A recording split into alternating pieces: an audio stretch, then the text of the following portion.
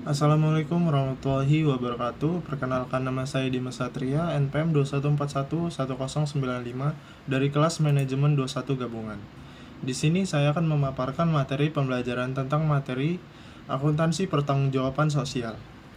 Yang pertama, apa itu akuntansi pertanggungjawaban sosial? Akuntansi pertanggungjawaban sosial adalah bidang akuntansi yang fokus pada mengukur, melaporkan, dan menganalisis dampak sosial yang dihasilkan oleh aktivitas bisnis. Tujuannya adalah membantu perusahaan mengelola dampak sosial, meningkatkan hubungan dengan berbagai pemangku kepentingan, dan mencapai tanggung jawab sosial perusahaan. Yang kedua, kenapa akuntansi pertanggungjawaban sosial itu penting? Perusahaan modern diharapkan bertanggung jawab sosial terhadap masyarakat, lingkungan, dan pemangku kepentingan lainnya. Akuntansi pertanggungjawaban sosial membantu perusahaan memenuhi harapan ini, meningkatkan reputasi, dan mendukung keberlanjutan.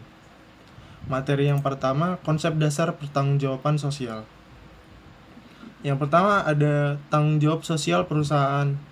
Tanggung jawab sosial perusahaan atau bisa dibilang CSR adalah kewajiban moral dan etis perusahaan untuk berkontribusi positif pada masyarakat dan lingkungan. CSR mencakup praktik keberlanjutan hak asasi manusia dan kebijakan etis. Yang kedua, dampak sosial bisnis. Bisnis memiliki dampak sosial melalui pekerjaan, produk, layanan, dan keterlibatan dalam komunitas. Dampak bisa positif, yaitu menciptakan lapangan kerja, atau negatif, yaitu penggunaan sumber daya yang tidak berkelanjutan. Materi selanjutnya adalah akuntansi pertanggungjawaban sosial. Yang pertama, pengukuran dampak sosial.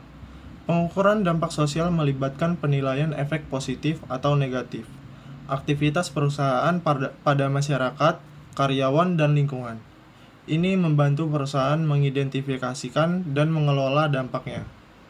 Yang kedua, ada pengukuran kinerja sosial.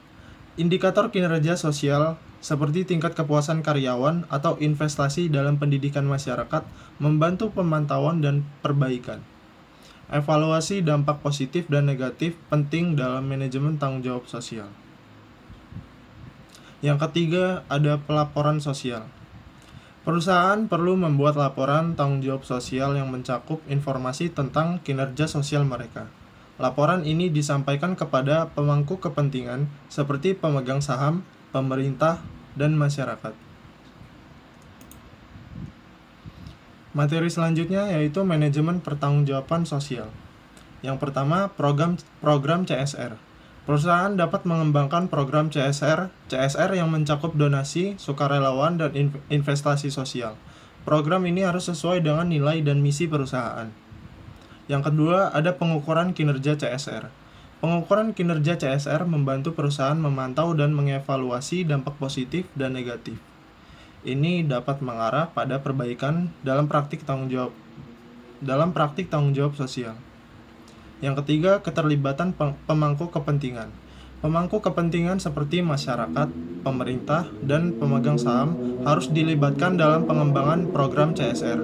Ini memastikan bahwa inisiatif memenuhi kebutuhan dan harapan mereka. Kesimpulan pada materi kali ini yaitu akuntansi pertanggungjawaban sosial adalah alat yang penting untuk organisasi yang bertanggung jawab sosial terhadap masyarakat dan lingkungan. Dengan memahami dampak sosialnya, perusahaan dapat mengambil tindakan positif untuk meningkatkan hubungan dengan pemangku kepentingan dan berkontribusi pada kesejahteraan masyarakat. Mungkin itu saja yang dapat saya sampaikan pada materi kali ini. Kurang dan lebihnya mohon dimaafkan. Saya akhiri. Wassalamualaikum warahmatullahi wabarakatuh.